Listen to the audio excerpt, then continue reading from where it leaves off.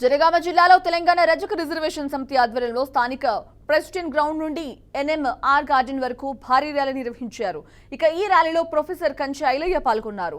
మంచి జరిగినా చెడు జరిగినా చాకలి వాళ్ళు లేకపోతే ఏ పని జరగదని ప్రొఫెసర్ అన్నారు. అలాగే చాకలి ఐలమ్మ భవనాన్ని ప్రభుత్వం కట్టించాలని కోరారు.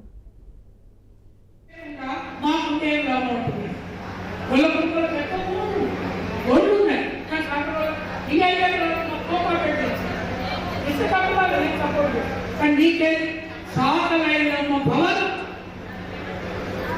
100 కోట్లతో కట్టాలి. సాకలైలమ్మ భవన్ 100.